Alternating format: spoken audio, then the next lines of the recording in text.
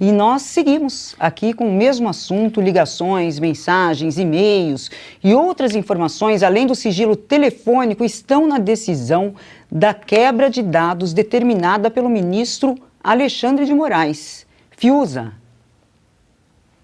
Olha, nós acabamos de ver, né, uma das reservas morais, uma das poucas, né, do país, do direito, falando com a sua categoria, né, habitual. Evidentemente que ele não vai entrar em choque, em conflito gratuitamente, mas ele deixou muito claro: a máxima corte judiciária age politicamente, isso é até um termo simpático, né, porque a gente está vendo, e uma autoridade, que é o ministro Alexandre de Moraes, de forma monocrática, fere diversos princípios do direito. Foi isso que o doutor Ives falou, né, com toda a sua categoria, ressaltando que é uma divergência que ele coloca, mas se há uma divergência, eu fico com a referência do doutor Ives, como, por exemplo, no caso de censura, como, por exemplo, no caso de atropelo à imunidade parlamentar, isso ele citou como um desvio, né, como uma exorbitância do ministro Alexandre de Moraes, dentro da máxima corte. Então, o que nós temos que... uma resposta que tem que ser dada pelas instituições, hoje, pelos representantes das instituições, é o seguinte: se uma Suprema Corte, e notadamente um ministro desta corte, exorbita, agride princípios, é questionado tecnicamente, como já foi pelo Ministério Público Federal, pela Procuradoria-Geral da República, pela Vice-Procuradoria, alegando e manifestando-se sobre uma ação do ministro Alexandre de Moraes fora das quatro linhas. Ignorar uma recomendação do Ministério Público para arquivamento de inquérito, portanto, atropelando o sistema acusatório. E o que faz essa autoridade judiciária?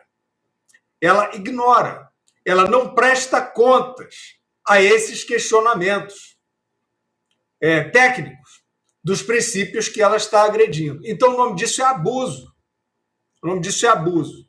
E aí a pergunta, né, se a entrevista se prolongasse, eu ia perguntar ao doutor Ives, mas não tem problema, eu estou perguntando a todos aqueles que têm ainda responsabilidade pela sua cidadania, né, que têm influência, que ocupam as instituições, que têm responsabilidade, ou não, que são cidadãos.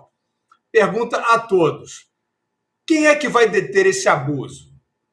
Isso vai sobrar para o povo? Isso vai sobrar para o lombo do povo? Isso vai ser chicote no lombo do povo? Porque o que está colocado nessa diligência é um escândalo. Se essa matéria estiver correta, de jornal, eu não sei, não li ainda a decisão, mas está circulando aí, acho que o ministro Alexandre de Moraes não desmentiu. Então, ele jogou uma rede que pega a sociedade inteira.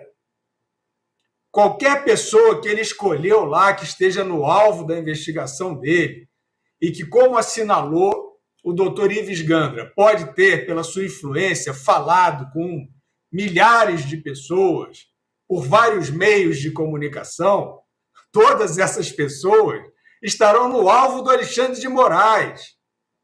Todos os seus direitos de cidadania, todos os seus direitos à privacidade, todos os seus direitos à livre expressão estarão atropelados, embalados e entregues à bandeja do Alexandre de Moraes, para ele decidir quem é que ele vai investigar, quem é que ele vai checar, quem é que ele vai bisbilhotar.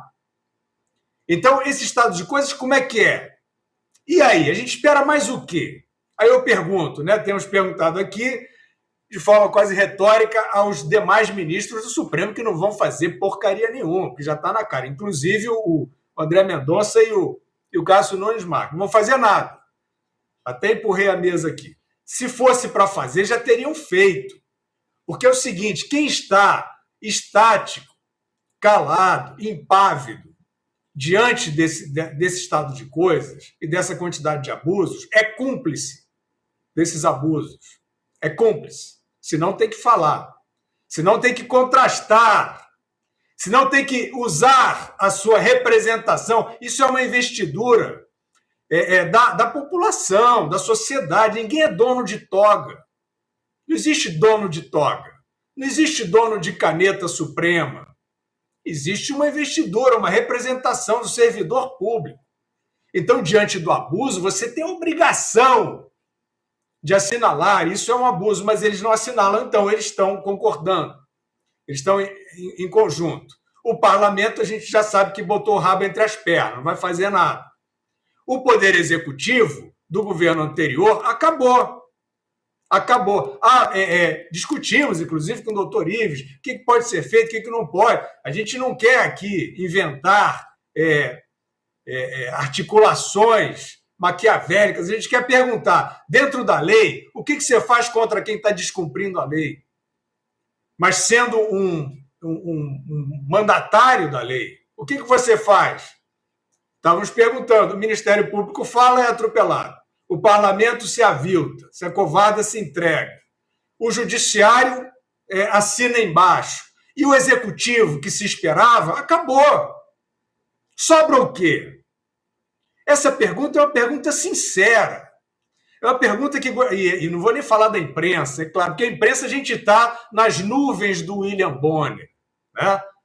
Na beleza das nuvens de Brasília, vendo a volta à cena do crime. Então, não vou nem falar de imprensa, né? Agora, alguém tem que aparecer. Porque se é chicote no lombo da população, se é maltratar aquele que não tem padrinho, se é dispor da liberdade de todo cidadão na marra, na brutalidade, violência gera violência. Brutalidade gera brutalidade.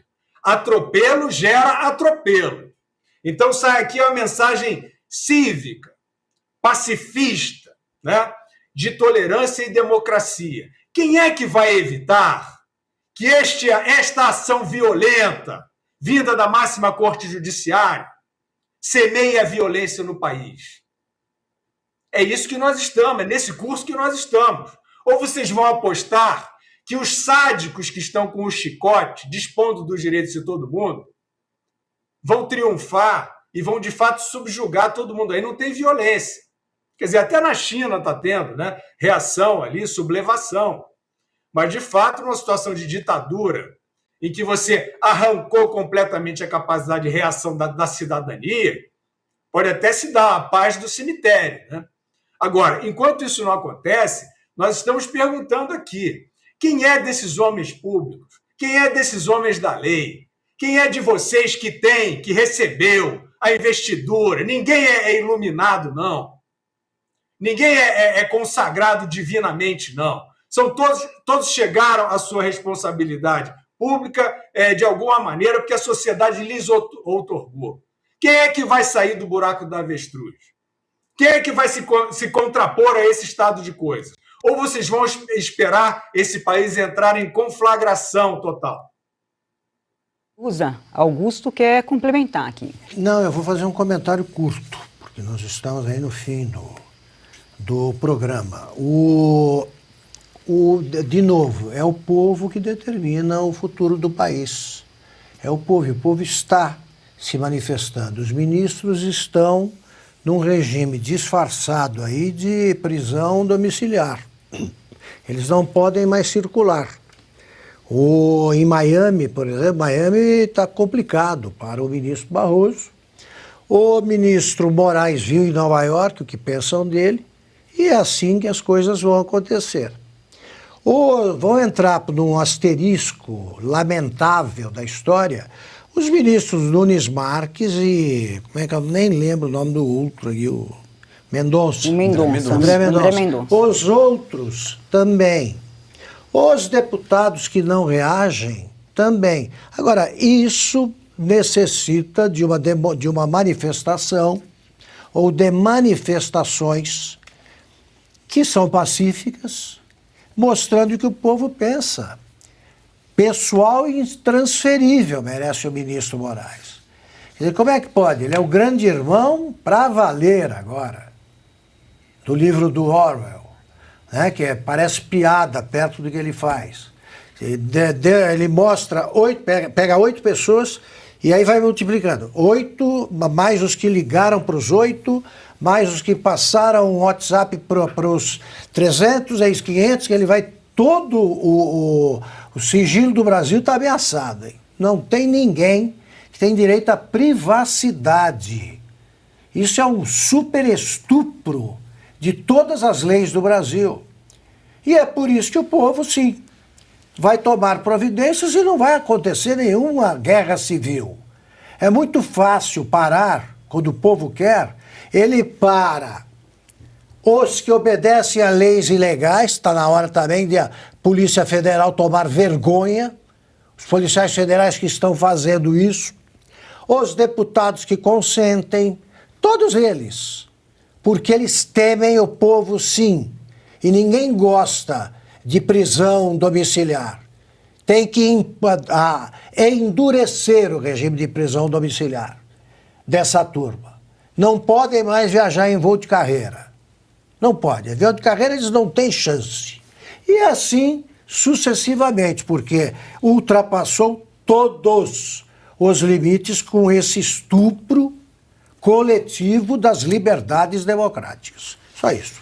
É só um brevíssimo adendo aqui ao comentário do Augusto, até porque ouvimos aqui o doutor Ives Gandra e ele mostra, né, ao longo dessa entrevista, como se as coisas fossem ali seguidas à letra da lei, simples assim, seguindo a lei, seguindo a Constituição e não inventando, escrevendo uma nova Constituição, que é o que a gente vê acontecer hoje no Brasil, seria tudo mais simples e não estaríamos diante desse estado policialesco que vivemos hoje. Mas talvez somente uma pessoa da estatura do Dr. Ives, da estatura moral, da estatura do notável saber jurídico, para colocar o ministro Alexandre de Moraes ali no seu devido lugar enquanto condutor deste inquérito do fim do mundo, perpétuo. Porque ele mesmo elogiou o ministro Alexandre de Moraes nos seus livros, no passado, até chegar à figura de um ministro iluminado como temos 11 lá. Se tivéssemos 11 Ives Gandra Martins, o Brasil não estaria diante dessa situação. E mais um ponto aqui é essa medida, se confirmada, isso foi publicado hoje, uma reportagem do portal Metrópolis. A reportagem não traz mais detalhes, afinal de contas é sigiloso. Os nomes, sim. Decidimos não publicar, deveriam ter dado aí, porque os caras nem sabem que são alvo. E aí, diante disso, o que acontece? O próprio Dr. Ives disse, olha, talvez uma parcela significativa de um município, por exemplo, talvez inteiro, esteja aí com o sigilo violado, quebrado a partir de agora, porque a extensão dessa decisão, se confirmada, é algo incalculável nesse momento. E o que o ministro Alexandre de Moraes está fazendo? É uma espécie de pescaria, fishing. Ele está quebrando o sigilo para ver se encontra alguma coisa ali, vai peneirar e vai ver se acha alguma coisa. Eu não sei aonde isso está amparado em lei, mas que lei também, a essa altura do Brasil, né? Qual é a Constituição que tem sido seguida, o próprio Código Penal? Não se sabe. As leis estão sendo reescritas por esse Supremo que está aí, né? E ao final e ao cabo vai sempre restar a pergunta, quem vigia o vigia? Quem julga o juiz? Nesse caso, mais do que juiz, porque é vítima, é parte, é investigador, tem a sua própria polícia, manda prender, manda censurar. Olha, penso eu que talvez Kafka não teria imaginado um roteiro tão exato do que acontece nesse momento do Brasil quando escreveu o processo. E para encerrar a rodada, Ana?